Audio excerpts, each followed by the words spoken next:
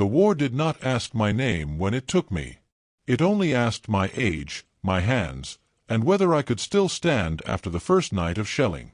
I was 19 when the ship cut through the cold water toward Europe, my stomach tight with fear and hope tangled together like barbed wire. They told us we were fighting for freedom, for history, for people we would never meet. No one told us we might find love in the middle of it. The land greeted us with smoke. Villages that once held laughter stood broken, their walls peeled open like old books burned halfway through. We marched past fields where crops had rotted because no one was left to harvest them. Every step forward felt borrowed. Every breath felt temporary. At night, the sky glowed orange from distant fires, and the ground trembled as if it were alive and angry beneath our boots. I learned quickly that war was not loud all the time. Sometimes it was quiet enough to hear your own thoughts, and those moments were worse. In the silence, memories crept in.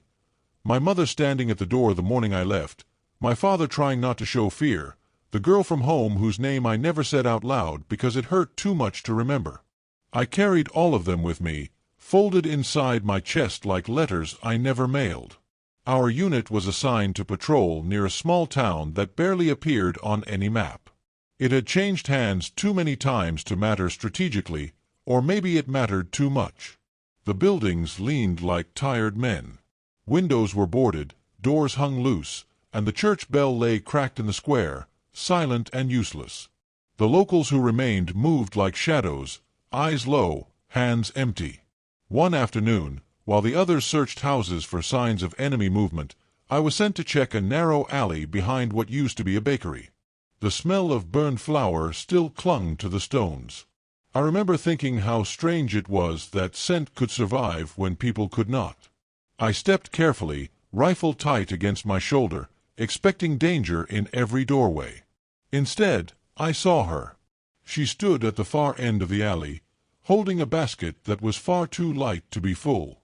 Her hair was tied back with a piece of cloth, and her coat was patched so many times it barely resembled its original color. She looked up when she heard my boots, and for a moment neither of us moved.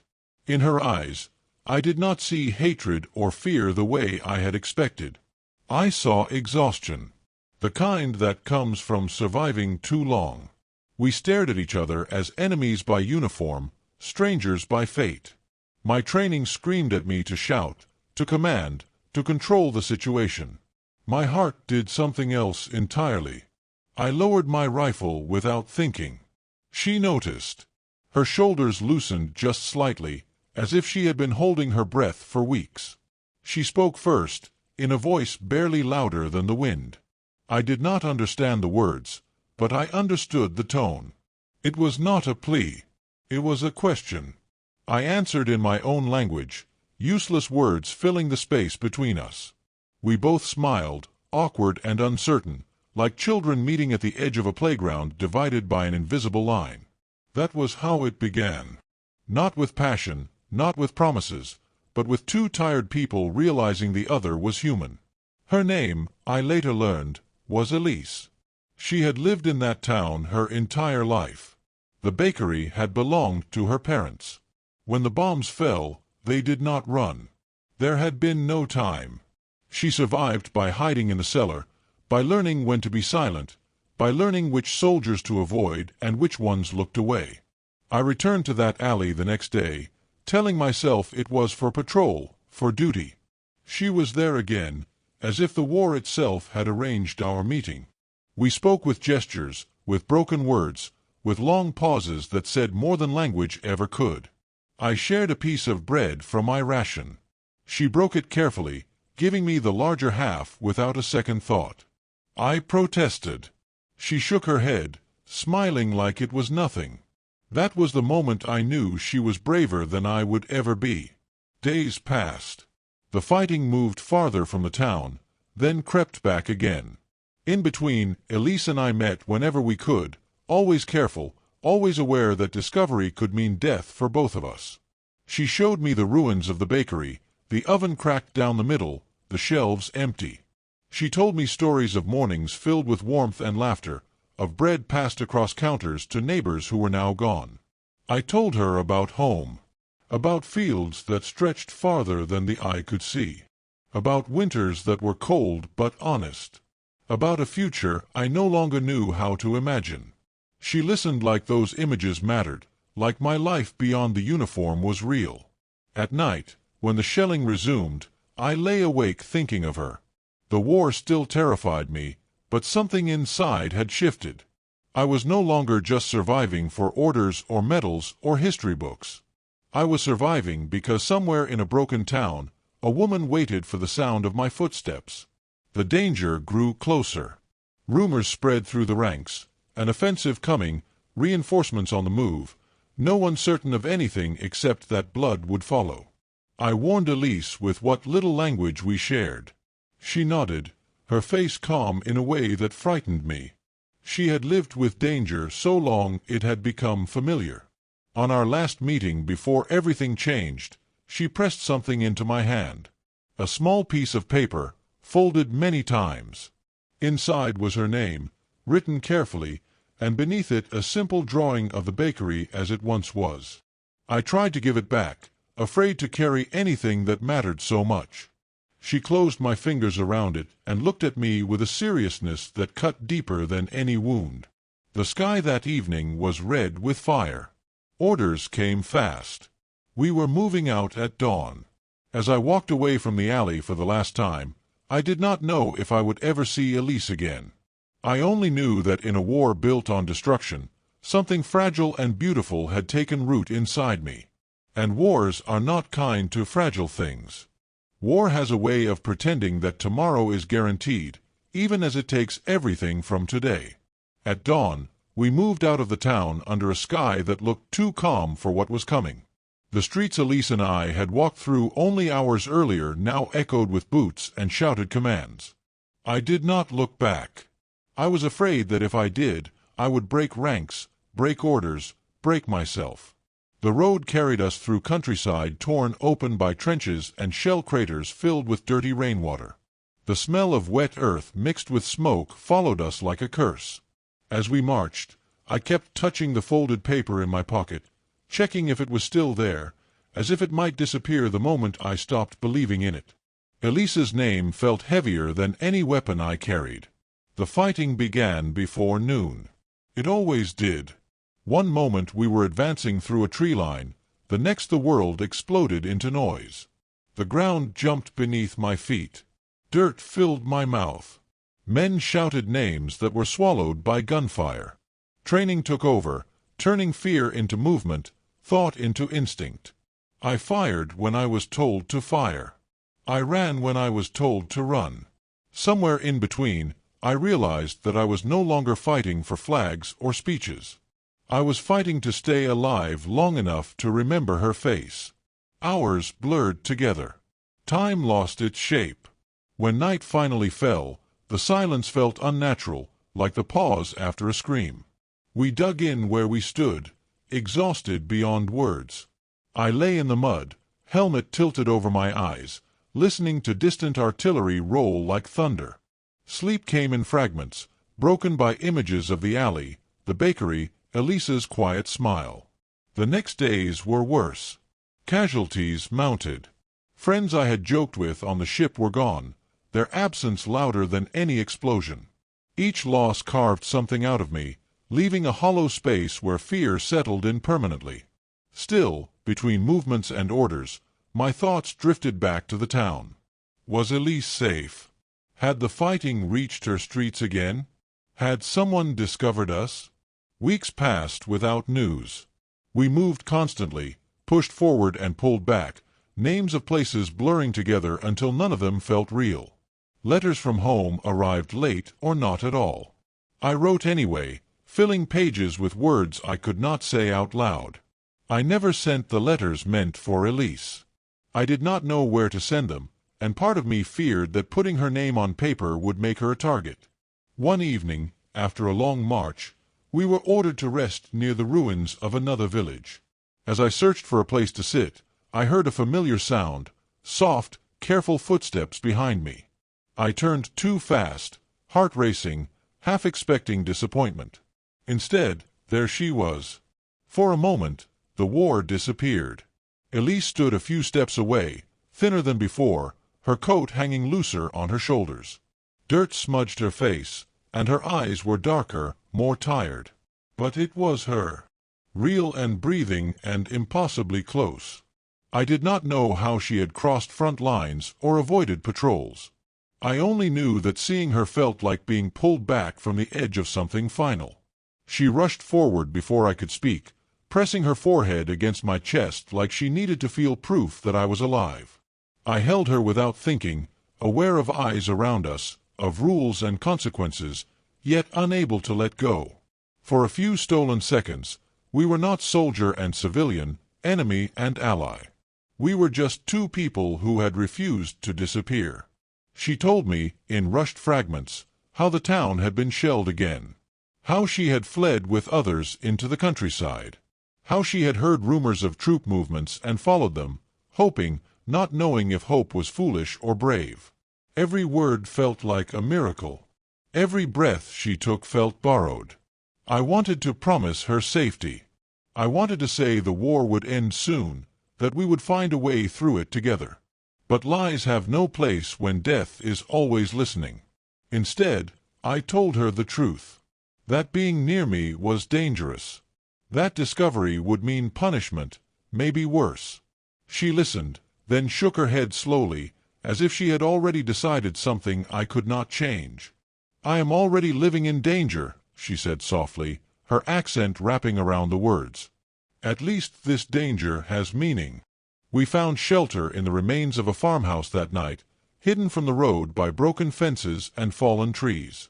There was no fire, no light, only whispered words and shared warmth in the dark.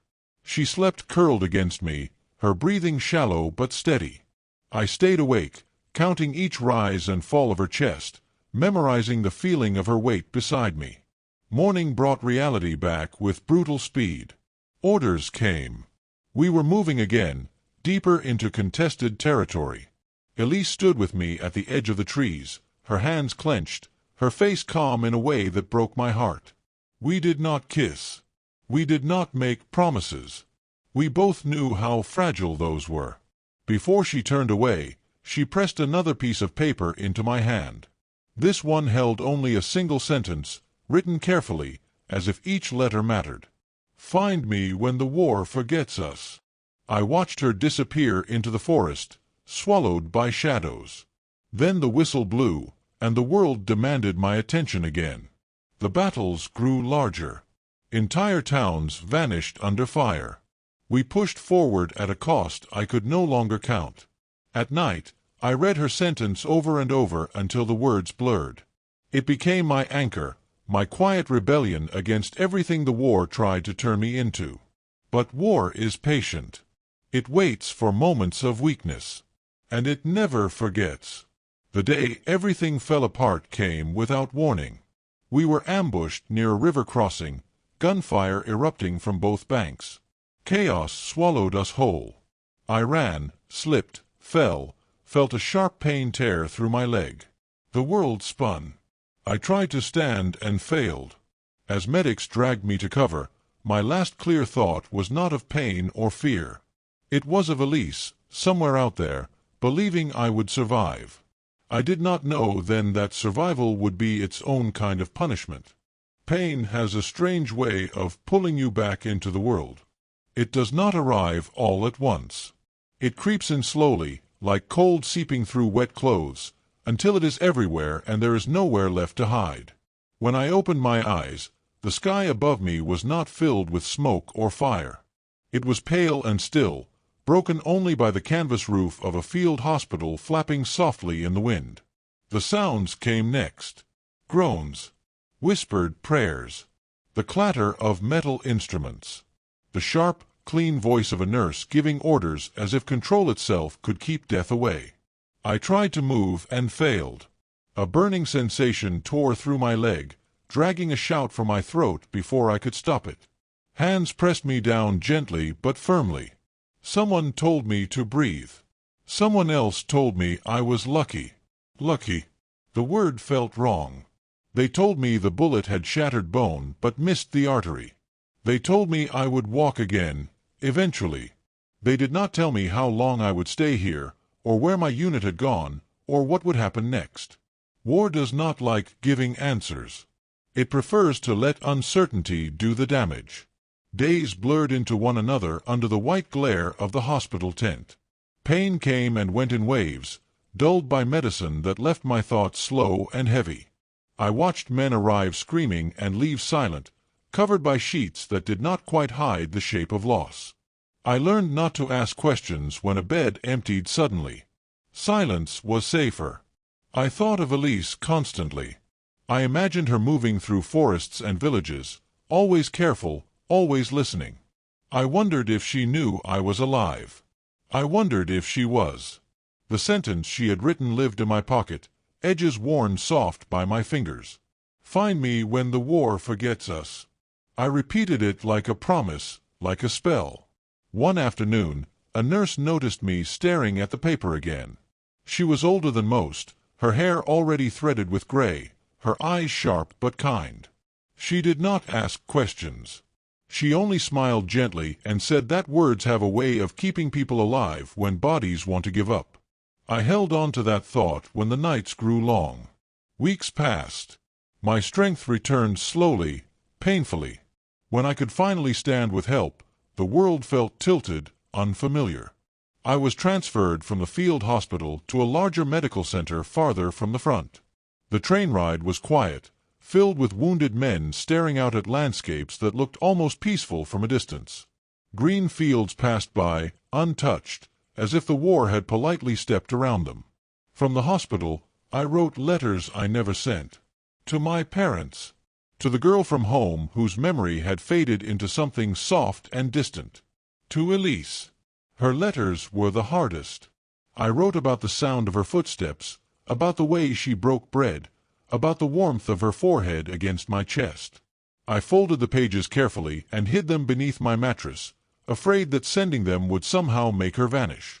Then one morning, a familiar name appeared on a transfer list. The town. Her town. My heart pounded so hard it hurt more than my leg ever had. Rumors moved through the ward like wind through dry grass. The area had been evacuated. Civilians relocated. Some sent east, some west. No one knew where. Panic settled in my chest, heavy and suffocating. For the first time since the war began, I felt truly powerless. I could not march. I could not search. I could not even stand without pain. Elise was out there somewhere, and I was trapped between clean white sheets and unanswered questions. I asked everyone who might know something. Doctors, nurses, orderlies. Most shook their heads. One young medic mentioned a list of displaced civilians kept by relief workers. It was a fragile thread, but it was all I had. I begged. Pride meant nothing anymore. Eventually, someone agreed to check. The waiting was unbearable. Every sound in the hallway made my heart jump. When the medic finally returned, his face was carefully blank. He handed me a small slip of paper with a location scribbled on it. A camp. Temporary housing. Dozens of miles away. No name. No guarantee. Relief and fear crashed together inside me. Elise might be alive. Or she might have passed through that camp weeks ago, leaving nothing behind but a line on a list. I lay awake that night staring at the ceiling, imagining every possible outcome until exhaustion finally dragged me under. The next weeks tested my patience more than any battle. I pushed my body harder than I should have, ignoring pain, ignoring warnings. I needed to be strong enough to move when the chance came. The war continued somewhere beyond the hospital walls, but it felt distant now, like a storm heard from far away. When the order finally came, it was brief and impersonal. I was being discharged. Not to my unit, but home. My injury made me unfit for further combat. The words should have felt like freedom. Instead, they tasted like defeat. I had survived, but survival had pulled me away from everything that mattered. On the train back, the landscape felt different. Towns showed signs of life again. People stood on platforms waving to soldiers they did not know. Children chased each other between benches. The world was already learning how to breathe without us. At home, my parents cried when they saw me. They touched my face like they were afraid I might disappear. I smiled and told them I was fine. It was easier than explaining the emptiness that followed me into every room. Nights were the worst. Without gunfire to distract me, memories grew louder. I wrote to the relief camp. Weeks passed without reply. I told myself that silence did not mean loss. War had taught me patience, even if I hated it. Still, doubt crept in. What if I had imagined our connection? What if Elise had already moved on, forced to survive in ways I could not understand? Then, one evening, a letter arrived. The envelope was plain, the handwriting careful but unfamiliar. My hands shook as I opened it. Inside was a single page.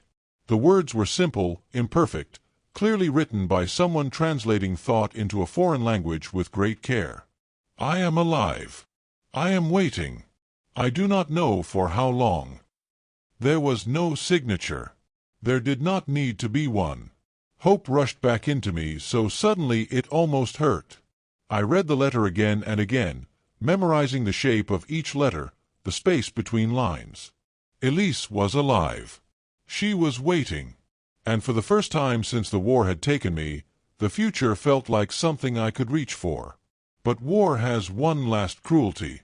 It leaves scars you cannot see. As the days passed, news reached us of ceasefires, of borders shifting, of peace negotiated by men who had never held dying friends in their arms. The war was ending. And endings, I was learning, were never simple. I did not know then that the hardest part was still ahead. That love, like war, demands sacrifice. And that sometimes, finding someone means facing everything you have become without them.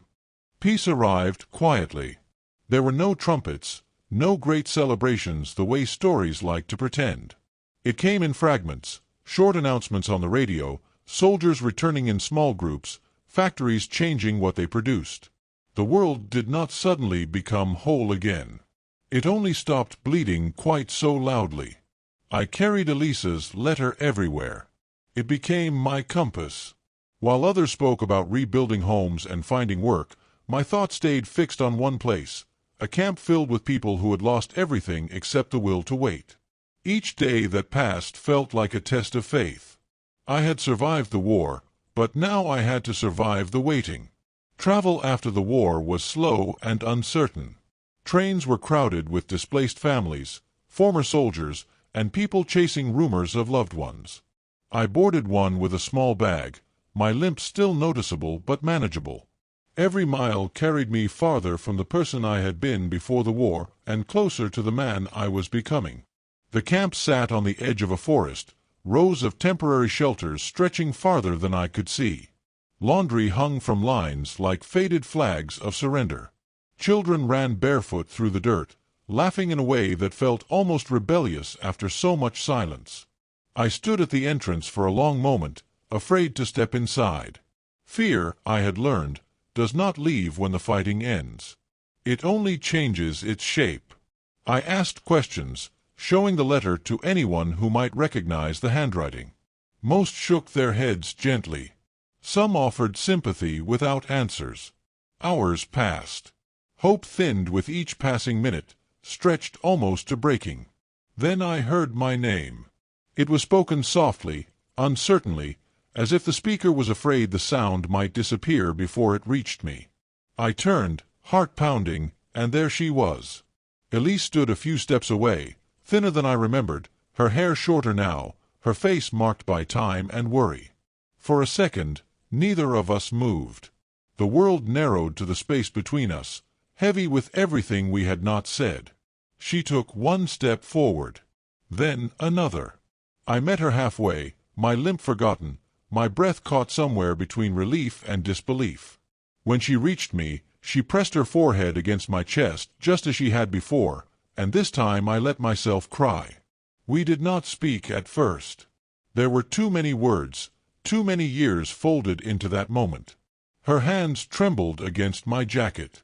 I held her like I was afraid the war might reach out one last time and pull her away. Eventually, we sat together on the edge of a shelter, sharing stories in pieces.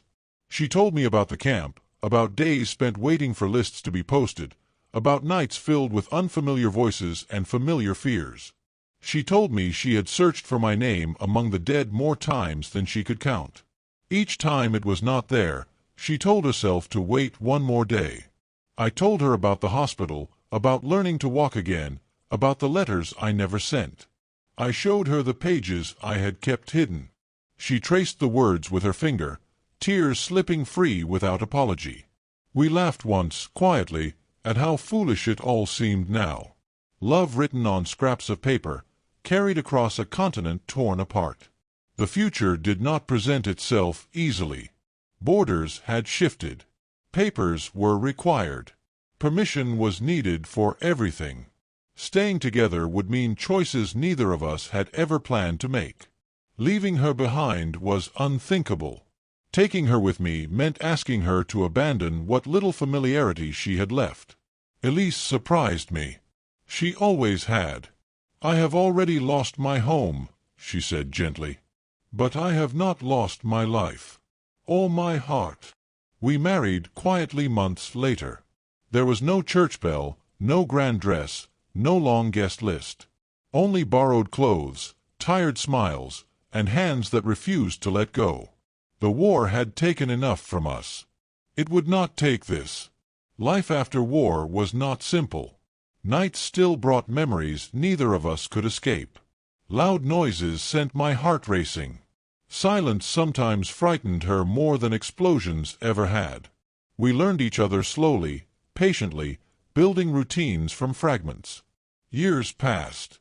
The bakery was never rebuilt. Some things are meant to remain memories. Instead, we built something else, a life shaped by survival, by understanding, by the knowledge that love does not always arrive gently, but it stays if you fight for it.